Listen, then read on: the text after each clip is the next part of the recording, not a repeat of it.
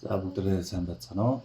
За одоо ингээд React-ийн суурь ойлголтуудыг бол нэлээд хийгээд үзээ туршаад бол яваад одоо төгсөх гэж байна. За одоо өнөөдөр яг одоо бол React Basics Review гэж баттал хичээл орох нэ. Ер нь юу үзнэ батталж.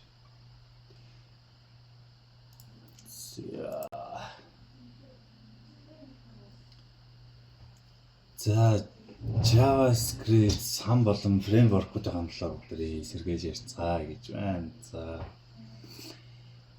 маш нийтлэг асуудлуудад маш одоо хурдан шийдлүүдийг бол React санал болгодог гэж.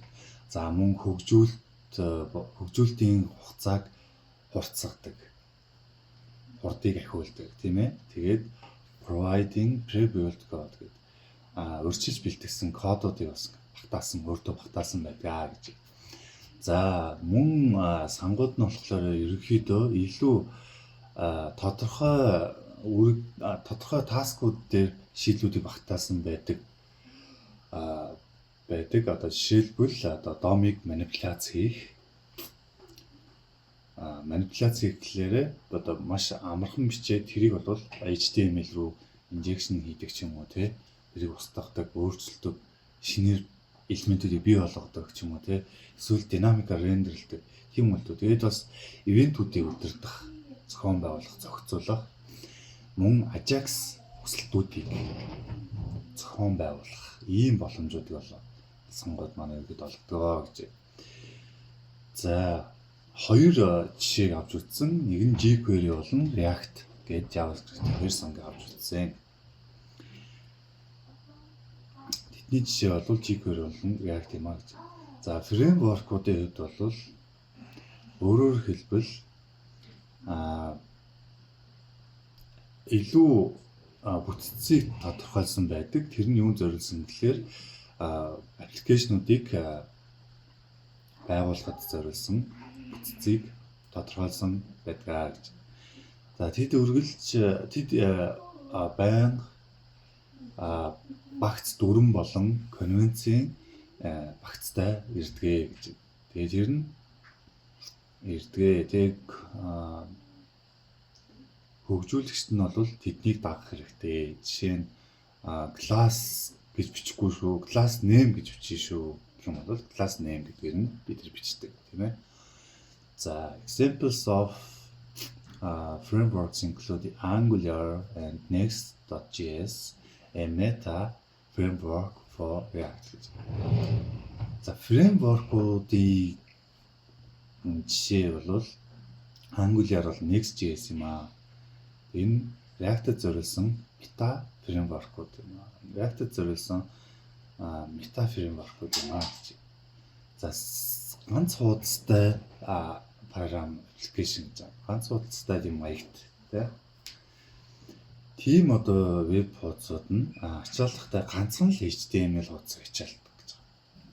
Hypertext Markup Language энэ документийг ганцхан файлыг л ачаалдаг. За энэ нь болохоор маш эрчимтэйгээр шинжлэгдэж чаддаг. Тэгээд хэрэглэгчтэй бол дахин хуудсыг бүхлээр нь ачааллахгүйгээр хэрэглэгчтэй бол харилцаж чаддаг гэж.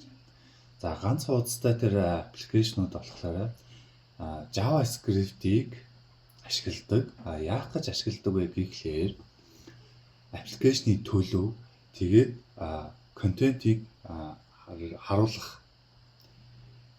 тэр дээр зүйлсүүдийг бол зохион байгуулах ашигладаг гэж. За энэ нь одоо ихтэй фреймворкуудыг ашиглан гүйцэтгэдэг. Энэ юу гэсэн үг вэ гэхээр маш сайн одоо багж хэрэгсэлсэн илүү төвөгтэй хэрэглэгчийн интерфейсийг харагдах байдлыг бүтээгт бол маш сайн багж хэрэгсэл болдог гэж. За тэгээд single page application-д бол зарим асуудал байдаг. Дэлгэх уншигч нар болохоор эрчимтэй төр солигдож байгаа вебийн хэсгийг одоо контент нь яаж шинжлэхснийг мэдэхгүй гацдаг асуудал бол байгаа. Тэрэндээ одоо эргэлздэг, тэмүүлдэг, struggle гэж ярьж байна. Struggle. Тэрнтэй ингэ тэмцэлтэй гэж байна. За, URL нь бас өөрчлөгддөг. Яг үнэн шүү дээ. Уул нь бол ингээд ташуу хуваах тэмдэг яваад слайгууд ингээд явдаг. Гэтэл URL нь өөрчлөгдөхгүй зөвхөн тэр хуудастайгаа ингээд динамик эрчимтэй байдлаар солигдоо яваад байдаг.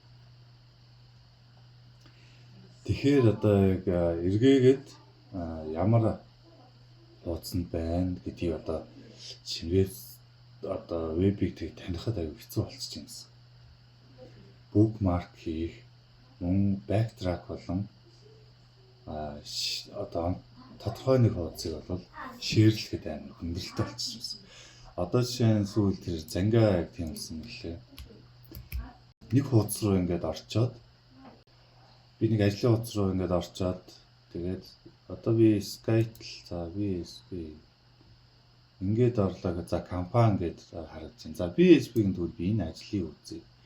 Тэгэхэд одоо би энэ угсралтын техникч гэдгийг үзээд ах чинь энэ хэрэгэл би одоо энийг копидод хүнд өгчих юм бол нөгөө хүн маань одоо өөр браузер дээр ингээд ороод үзэхлээр өөр браузер дээр ороод үзэхээр яг энэ BSB маань тэр нь гарна. Тэгэхээр эн чинь юу вэ гэхээр өмнө одоо л ингээд бүгд өөрөөр бас одоо бол single page болчихсон учраас тэгж чадахгүй байна гэсэн тий. За initial load time can be slow if the application is large as all the assets need to be loaded up front гэж. За бүгдээр энэ үйлдэлд орчуулцгаая. Хэрэг програм том бол бүх одоо файлыг юм да. Файлыг өөрчлөн ачаалах шаардлагатай бол эхний ачаалах хугацаа удаан байдаг. Тий. Би одоо бас юу хийсэн? Тэр маань амар удаж гарч ирж байгаа. Одоо энэ хичээлүүдээ ингээ нэгтгээд л нэг газар хийгээд л ингээ яваад байгаа. Тэг хамгийн эхлээд уншихтаа маш хурдан. Би юм өөрчилчихлээр тэр нь ерөөсөө эргүүлээд вебээ харах тэр нь аль дээр өөрчлөлт нь орцсон байж таа.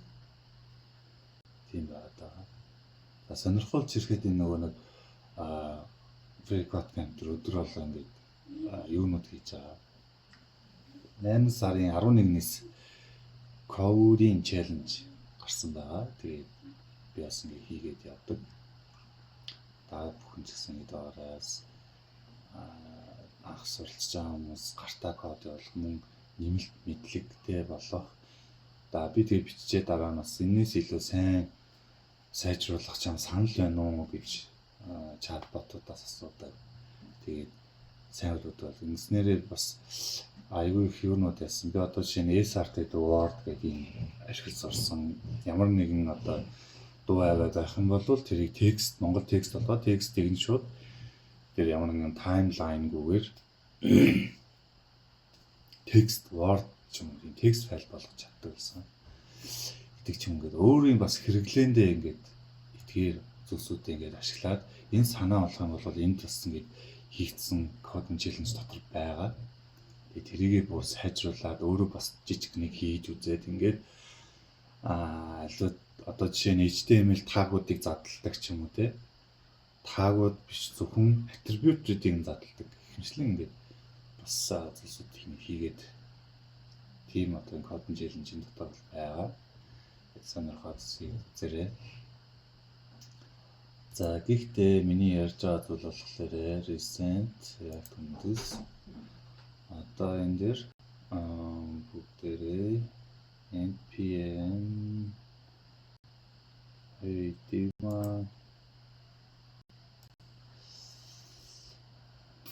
энэ баргаата. За одоо ингээд эхлэхдээ хараа. Эхлэхдээ энэ чинь амар томшчихсан. Энэ автран ажиллах юм гэж тий. npm энэ нод нэнд ажиллаад байгаа юм. Ажиллаад шүү. За одоо эхлэлтэй хардаа ингээд уншиж байна. Аюу удаан уншиж байгаа. Одоо энэ зорнууд ингээд URL-ээс нь фич хийж авчирчаа. За одоо тэгэнгүүт тэр одоо энэ уншаад аваад амар удаан уншиж байгаа байхгүй. За одоо бүгд refresh гээ. Тэнгүүд өмнөхөөс нэг 5 дахин ч юм уу те арай маш хурдан уншиж байгаа. Тэгэл нэг л эхлээд React хуудсыг нэг л ингэж ажиллуулахад нөгөө бүх нэг HTML дээр бүх зүйлсүүдийг нөгөө бүх кодч ажиллаад авчиж байгаа учраас удаан уншдаг байна те. Бид нар бол бас юм жишээд болсон байна. За миний ингээд юу бас авчиж болно. GitHub руу би нэгэ пушилж байгаа. За энэ дээр FCC Coding Challenge гэж байна. За my repo дотор React гэж байх хэвээр. FCC React гэдэг юм дотор авч байгаа шүү. Тэгээд React-ийн үндэслэгээ аваад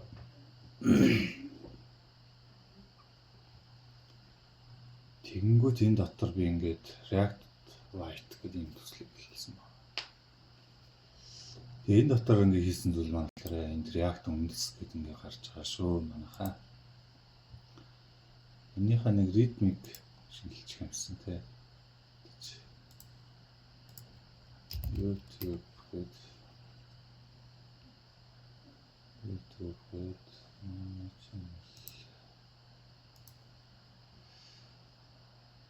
за нэг линк тавьчих энэ дээр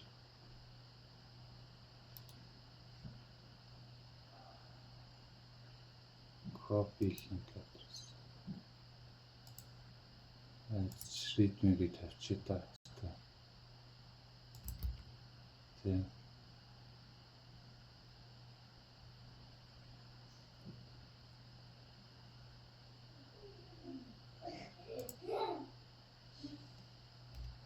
За нэмд идэрчтэй та нар ажилласан гоё.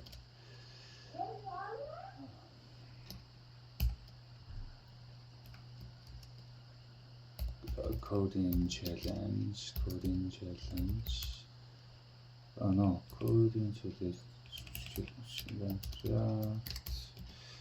Crash course.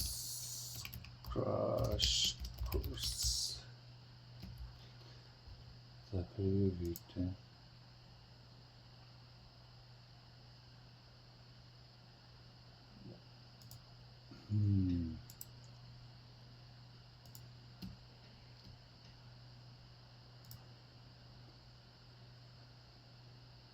За одоохон дарах ингээд л.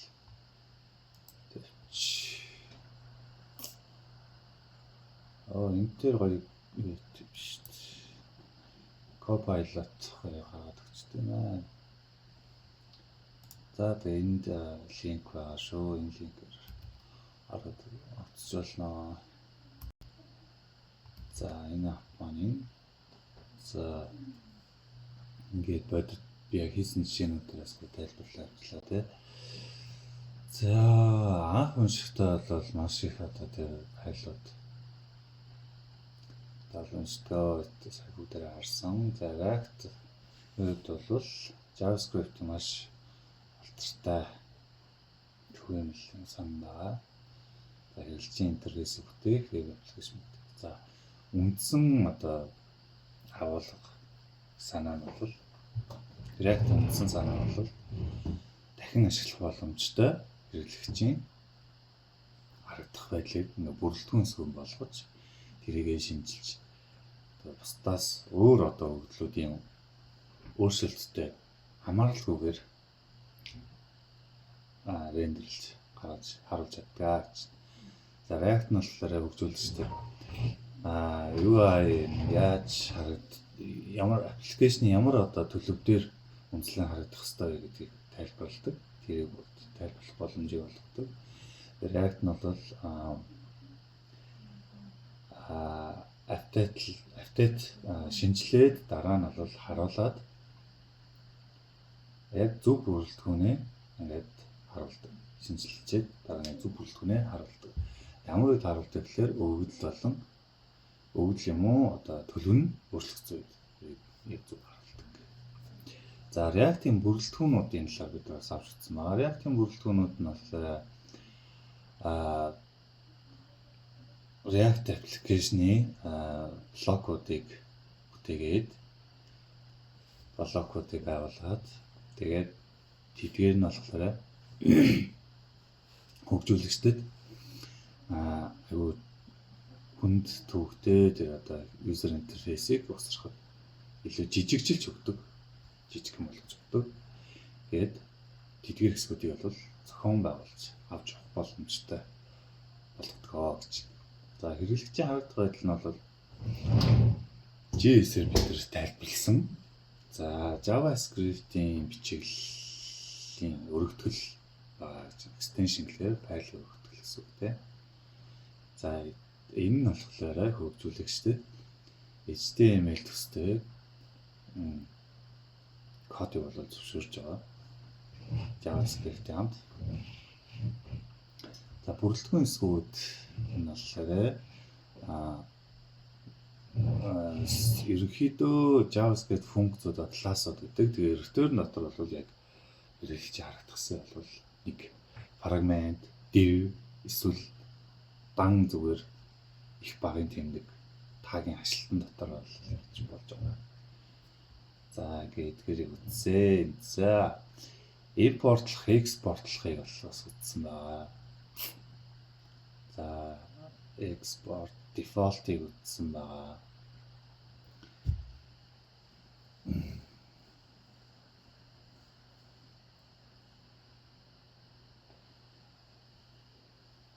За тэгээ React project with white гэж за төслөө яаж эхлүүлэх вэ гэхээр ингэж бид нар эхлүүлж ирсэн. Энэ нөгөө лекц дээр үзчихсэн. Тэгээ биний дагуу ингэж бас эхлүүлсэн.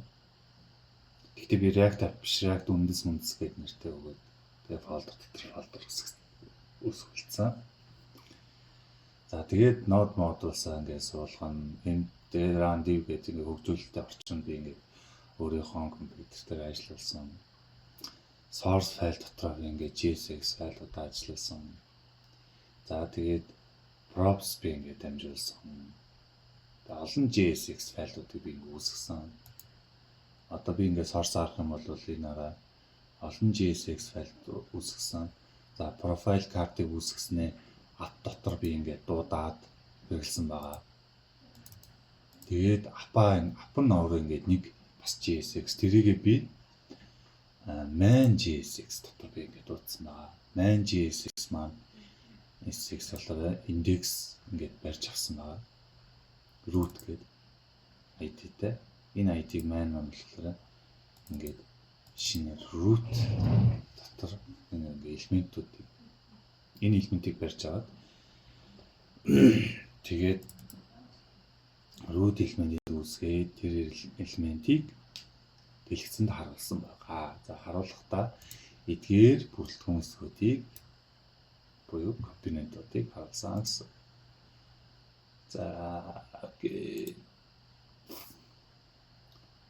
За дараа нь бол нөхцөлтэй байдлаар харуулна гэдгийг бид бас хэлсэн. Тэ энэ ойлын нэвтэрсэн бол хай бацраг нэвтрэг бол нэвтрэх гэж гаргадаг юм. Энэ эдгээс усудаас хийсэн.